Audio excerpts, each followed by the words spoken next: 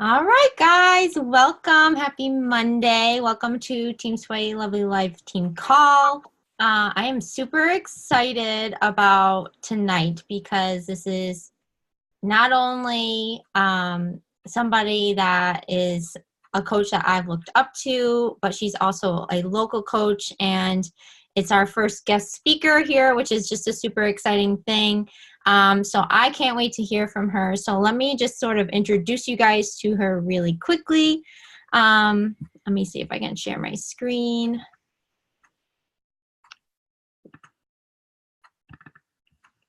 So this is an awkward size, but Emmi Massey is our guest speaker tonight. She is the CEO of Team Flower City Fit.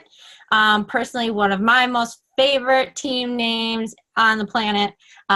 She is a one-star diamond coach currently, and also is a team builder on the leadership ladder.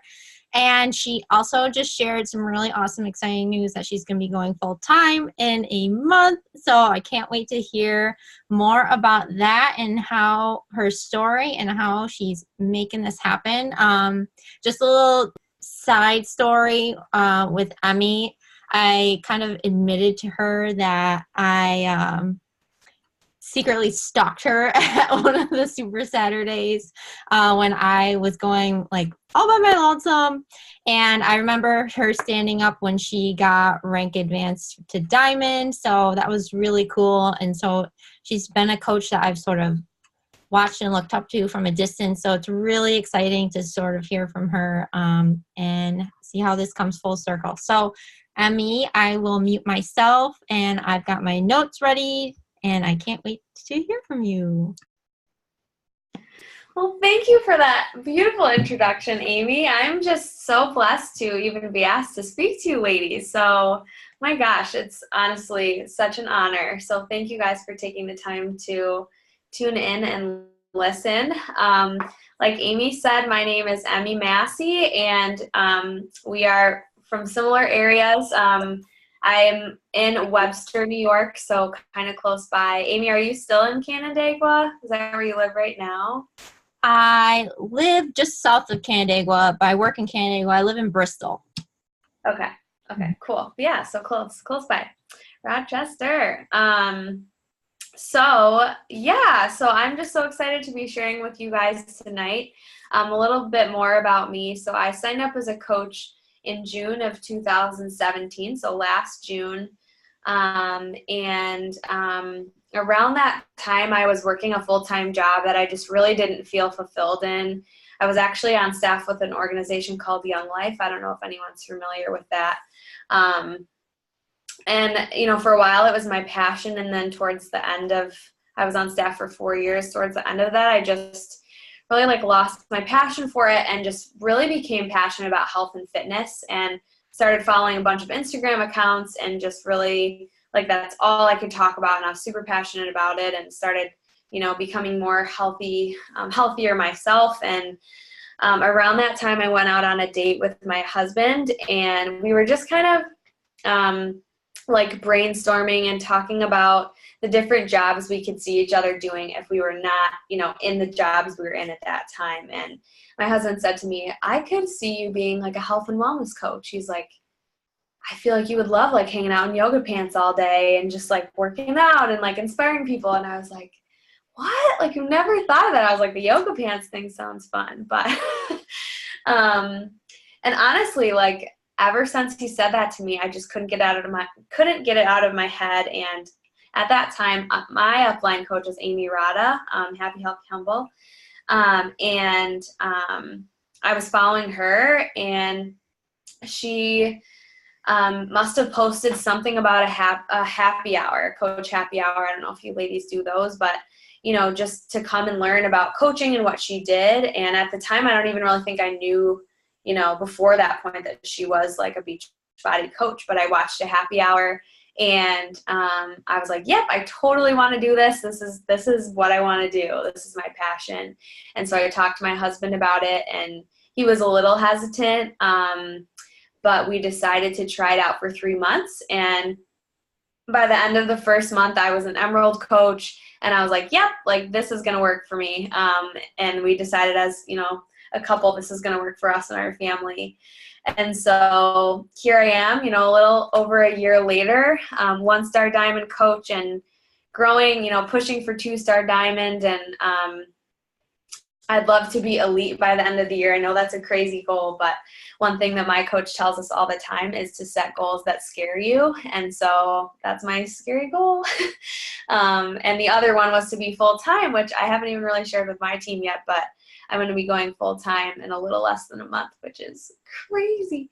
And yeah, so I'm really passionate about helping women become better versions of themselves so that they can, be better moms and wives and friends and coworkers. I think oftentimes we as women, and I'm sure as a lot of you know, we just kind of put ourselves at the end of our priority list and we try and pour from an empty cup and it doesn't work. And so I'm just really passionate about helping women actually put themselves on their priority list, and I want to encourage them that they are important and they're worth it and they're valuable. And so yeah, that's a little bit about me. I live in Webster with my husband. We've been married for 2.5 years. We have a little golden retriever puppy. So if you want to go look at a cute golden retriever, my Instagram is Flower City Fit. His name is Griffin, after Gryffindor from Harry Potter. If anyone else is a fan. So yeah, that's a little bit about me and how I got started into coaching. But I'm going to talk to you guys tonight about how I went from an introvert to a CEO and a leader of my own team and my own business. So I don't know if any of you are introverted, but I'm definitely introverted. And I think that as an introvert, there might be some extra challenges in terms of coaching, but that's okay. So I'm going to kind of share with you 3 tips, 3 things that have helped me as an introvert to still, succeed at this business. And so the first tip is to be yourself. Just be yourself. I think oftentimes we try, especially as introverts, I feel like we try and be who we're not, and we try and be like everyone else around us, and that just doesn't work. And so don't try and be like someone you're not. Don't compare yourself to other people. One of my favorite quotes is, comparison is the thief of joy. And so if we're continually, and constantly comparing ourselves to everyone around us, we're not going to be joyful, and then we're not really going to be who we are at our core. And so don't try and be like other people. Just try and think about what makes you, you. And so aside from maybe being an introvert or shy or, however you would define yourself, think about what makes you unique. And so I don't know if you've ever done this with your coach or just on your own, but I would encourage you to take some time to maybe brain dump and just write down everything that makes you unique. So, maybe you're a nurse, maybe you're a full-time teacher, maybe you're a mom, maybe you're a wife, maybe you're a dog mom, maybe you're a cat mom, maybe you hate animals. I don't know. Maybe you're a girly girl. Maybe you used to play college softball. Whatever makes you, you. Write down those things. Make a long list of the things that make you who you are, and focus on those things and just be yourself. Just kind of own it.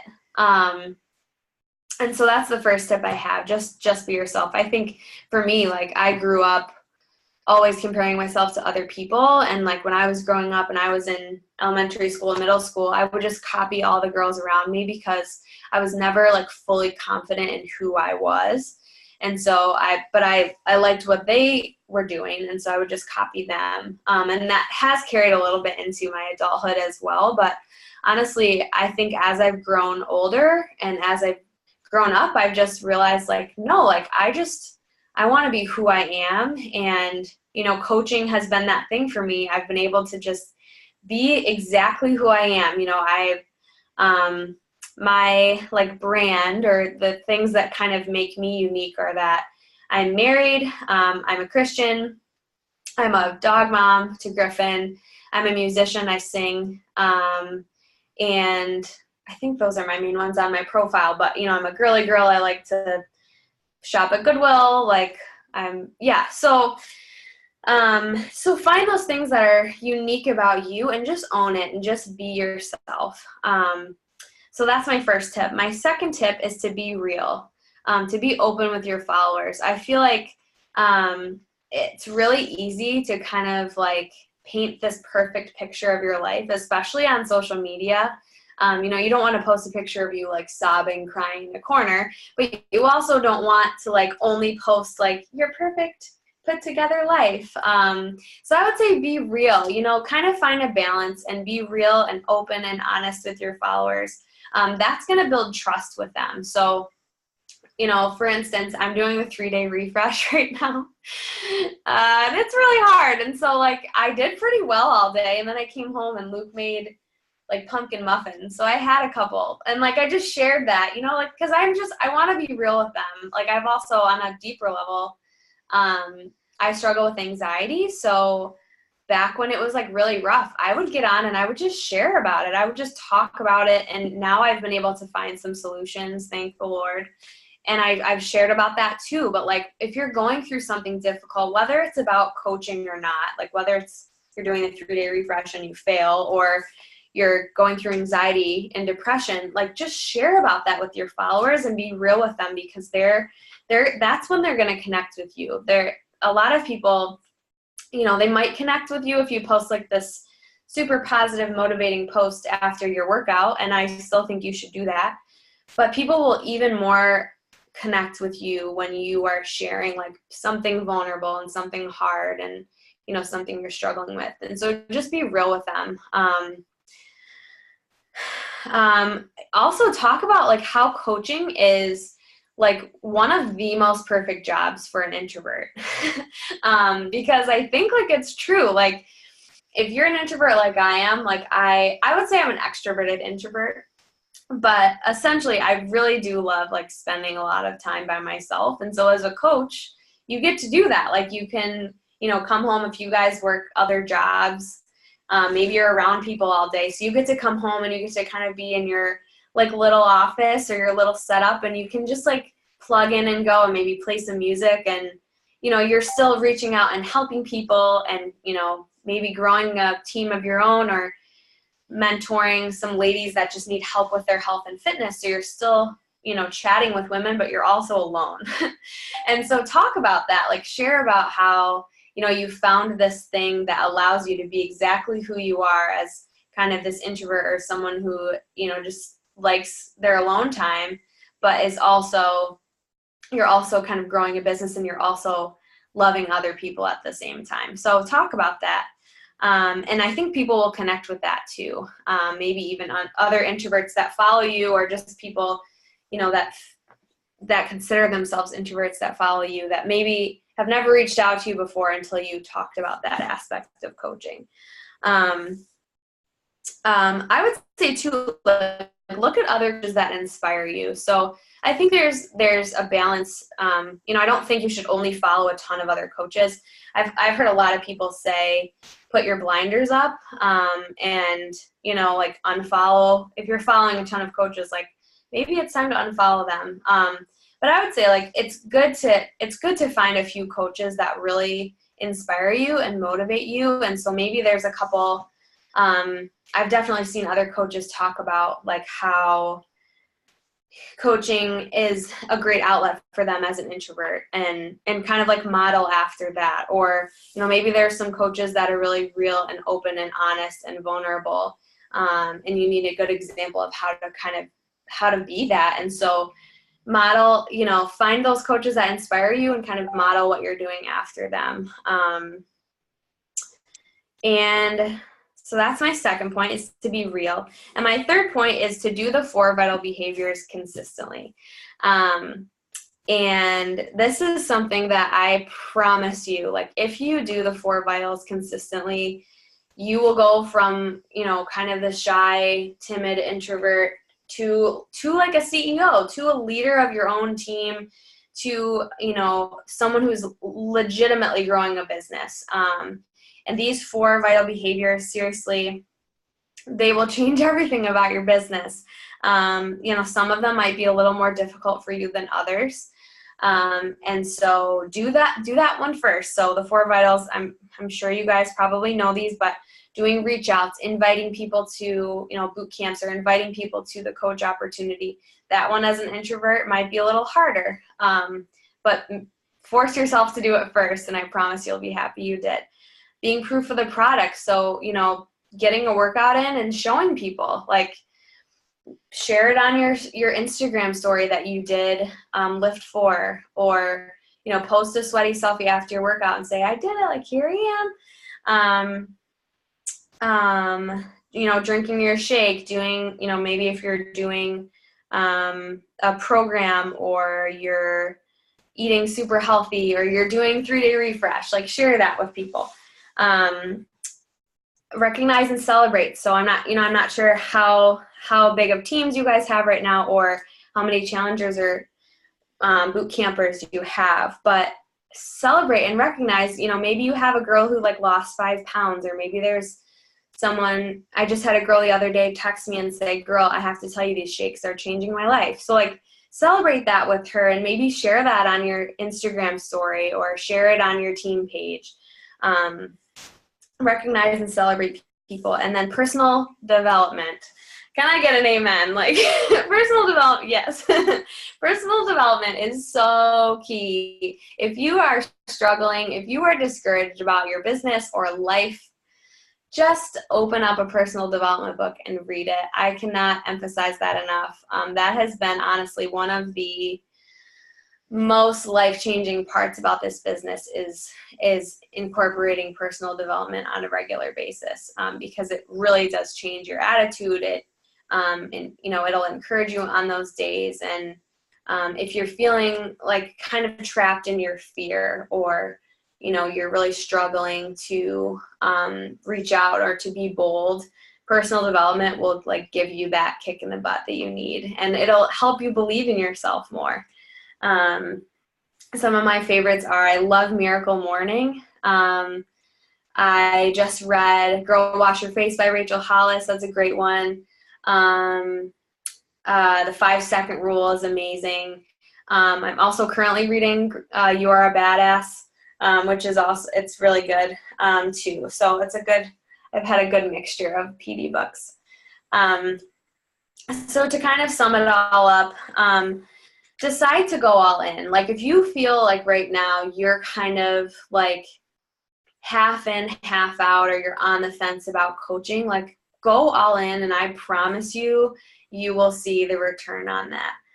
In this business, you will get out of it what you put in. So if you decide, I'm going to like half-ass it, excuse my language, but like, I'm going to kind of like, I might dip my toe in, like I might do like a couple of reach outs a week, I don't know. Or like I might like post on social media, like, I don't know, every other day if I feel like it, or only when things are going great. Like, you're basically gonna see the same return that you put in. So if you decide I'm going all in, you are going to get that all in result. If you put in like a full-time, effort, a business builder effort into this business, that's what you will see coming out of it. And the last thing I wanted to share was this quote. I actually shared this on my Instagram the other day. I was watching church online at home, and the pastor said, fear can either paralyze or propel your faith. Overcoming fear involves surrendering the outcome. And I think that can also apply to coaching as well, and just to life. Like, fear can either paralyze or propel you in your coach business and life.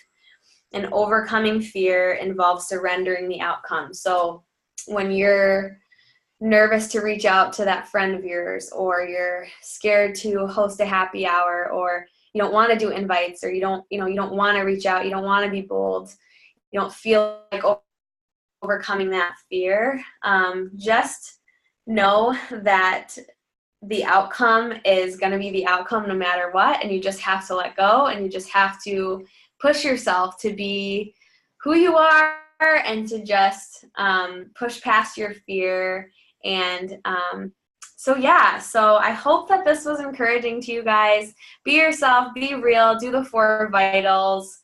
Know that I'm in it with you as an introvert and as, someone who kind of started out a little timid.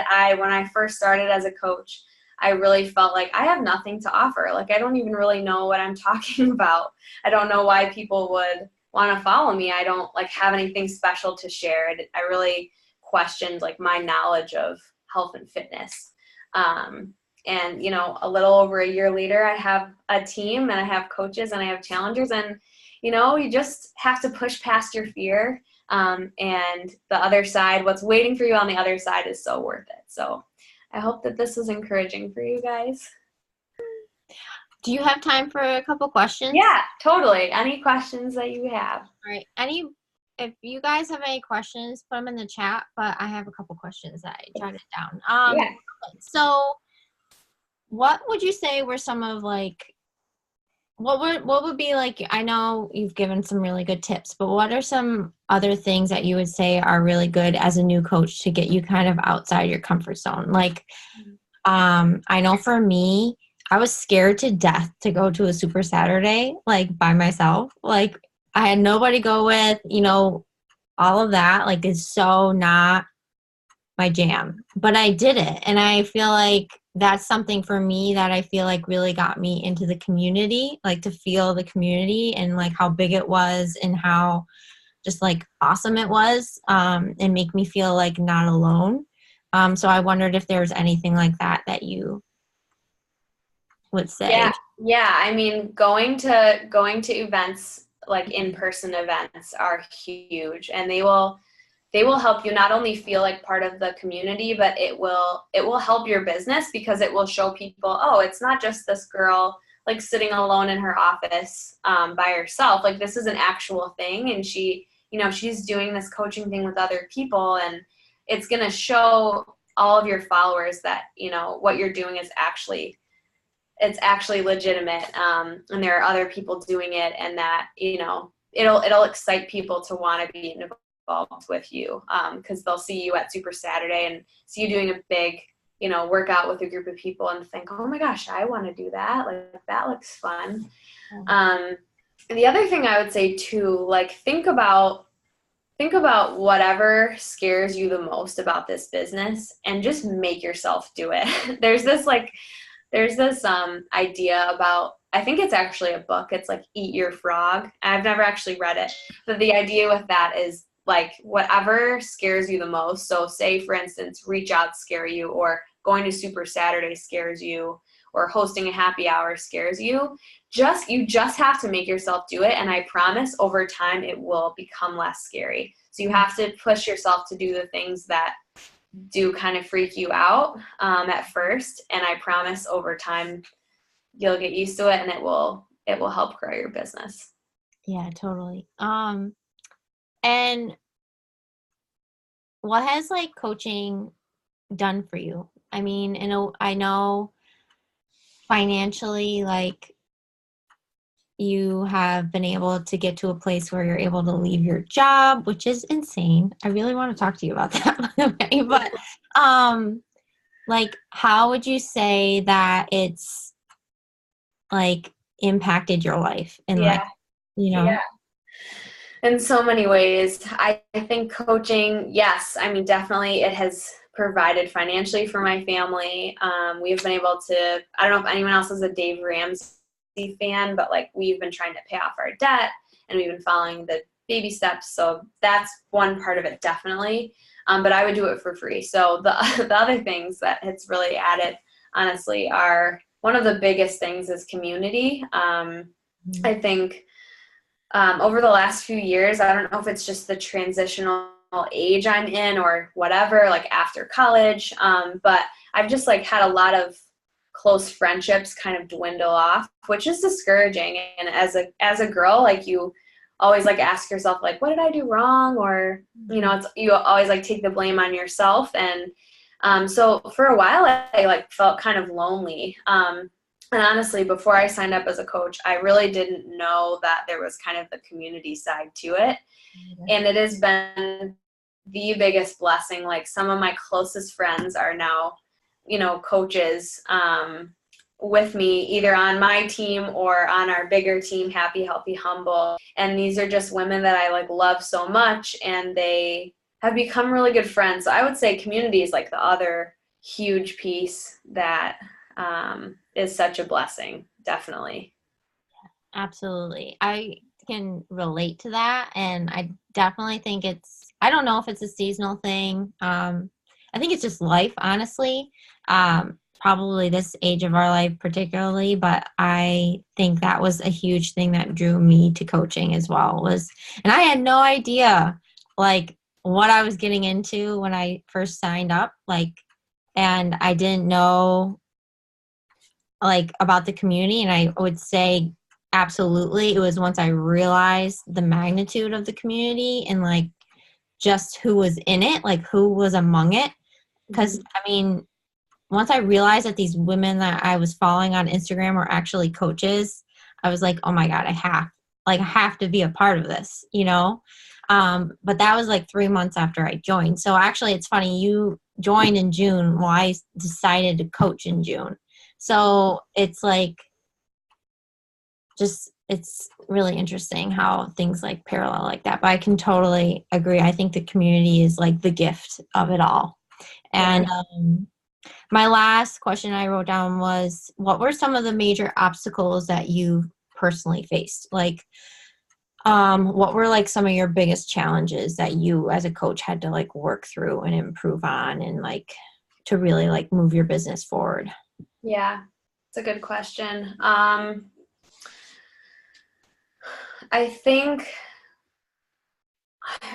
feel like one of my biggest obstacles was when I took the current job I have right now. It's an 8 to 4 job. I basically like have to leave my house at like 7:15. I don't get home till like 4:30.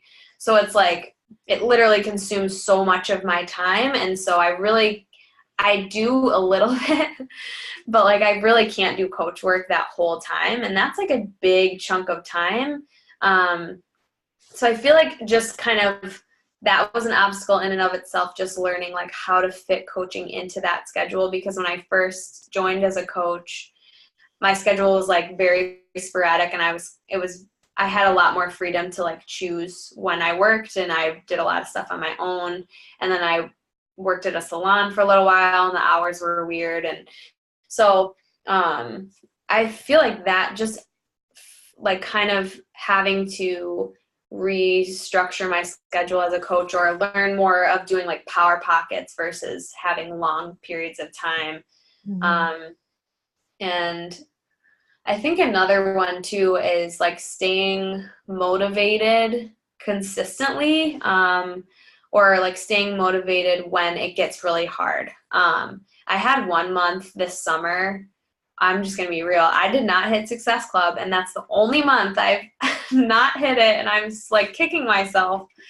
And it was the worst. Like it was the worst month. But like, I think what I learned through that is like, I never want to be there again. Like I never don't want to hit Success Club again.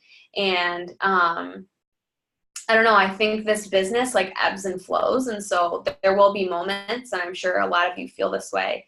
There will be moments where you're on high because like you just got this girl to sign up. You've been talking to forever, and you're so pumped, and you're like, yeah, I can do this.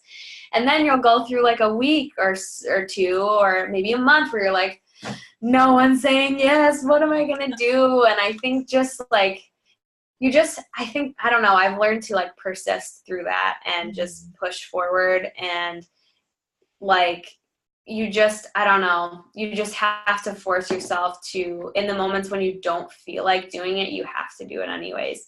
And that's, I think, one of the biggest lessons I've learned is consistency, no matter how you're feeling. Absolutely. Oh my God. Can we just be really honest? Like that is me right now. I feel like I've been watching a lot of training calls where people like have come out and been honest about that piece of it, about the ebb and the flow, and about the fact that yes, there absolutely are going to be times when you feel like, oh my God, can I do this? Like, is this, but then I talked about it on my stories today because again, like you said, like, I just want to be honest about that. Like, and I hope like maybe by being honest about it more, like I can break down that wall with like my team and, whatever. But I mean, I think that's a sign of just growth.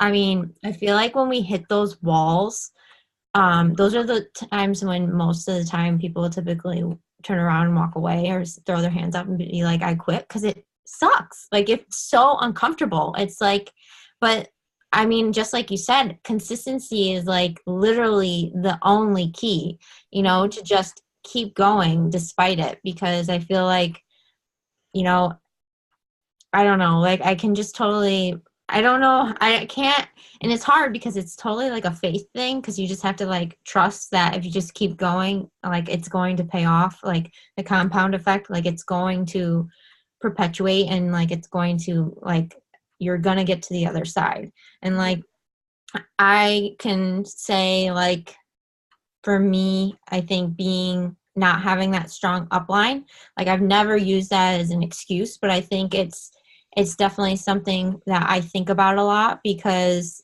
I kind of feel like I'm kind of going into the darkness a lot, because I don't have like somebody there, like kind of like to talk through things with and like tell me it's normal. But I 100% like feel like you just hit the nail on the head, that it comes down to just like leaning in regardless and just being consistent. And I think, I don't know if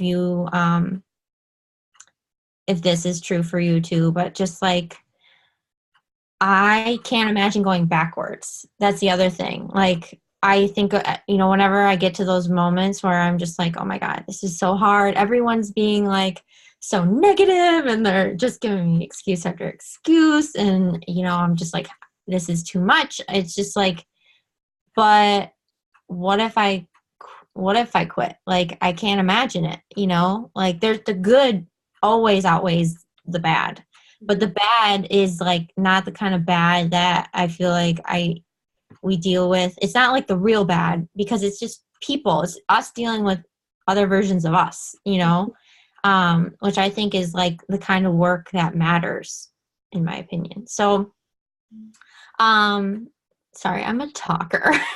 You're fine. I love it. Does anybody else have any questions for Emmi? I don't know. You can just unmute yourself too if you want. Nobody? Actually, before I go, I did have one more question. Can you just run through really quick? Like, I know obviously you said your schedule has changed, but how, and I utilize Power Pockets too, totally. Like with my schedule, it's sort of the same. It's all over the place.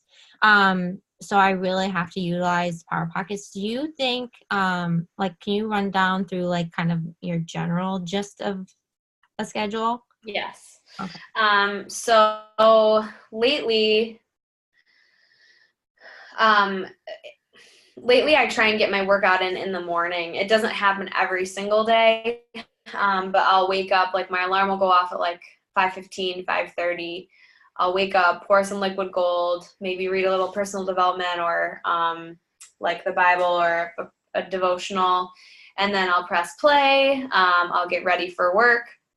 I have to leave my house at like 7:15-ish. So I'll drive to work. I'm at work from 8 to 4. I mean, just keeping it real. I do like check my phone a lot throughout the day, but I don't have like big pockets of time.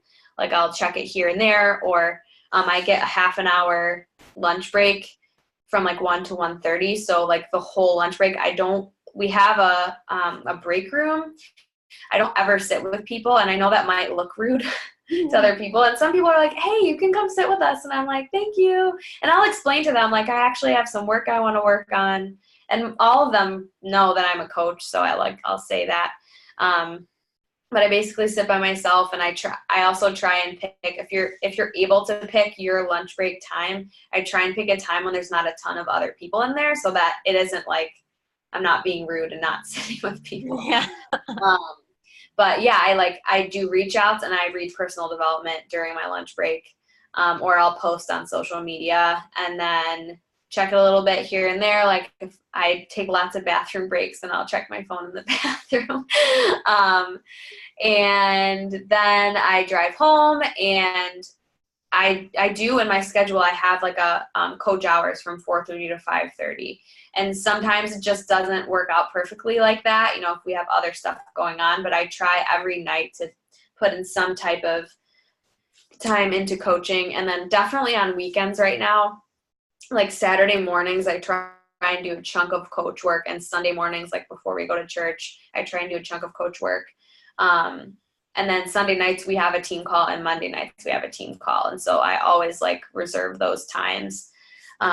Once I'm full-time, I can do that all day, and I'm pumped about it. But yeah, that's kind of how I've made it work. And it's, you know, it's funky, but it just kind of works. Yeah, you got to go with it. Like, you know, I feel like mine is a little, it's consistently like not consistent in a way. Like every day is a little different than the day before, as far as like how much time I put into each thing, but it always gets done. Do you have like a set amount of reach outs that you do every day, or a set schedule with your invites? I don't, but when I was pushing for Diamond, I was aiming for 50 reach outs a day. I didn't do it perfectly, but that was like my goal. And I don't have a set like number, but I basically just try and do as many as I can. So I think sometimes, honestly, just the way my brain worked, if I would set like a number goal and I wouldn't hit it, I would feel really defeated. And so I literally just try and do as many as I can. So I'll do a lot of follow-ups, and then I will try and reach out to some new people as well. And there are definitely days where I do it like a lot more than others. And then the other days I just do follow-ups, but yeah. Yeah, same. All right. Well, Emmi, thank you so much. I am just really happy and excited. And you gave us so much good insight and tips and just information. I'm really just happy for you because, oh my God, do you have like, is this the Lake Placid trip that you're going to go celebrate? Yes. Oh, yay! That's so exciting. Super excited for you and your team. But thank you so much. And I will post the recording on my team page if you want to share it with your team as well. Okay. Awesome. Well, thank you for having me. Thanks for taking us in. And you guys have seems like you have an awesome, great coach in Amy. So listen to everything she says. Oh gosh. Thank you so much. All right. Bye guys. Bye.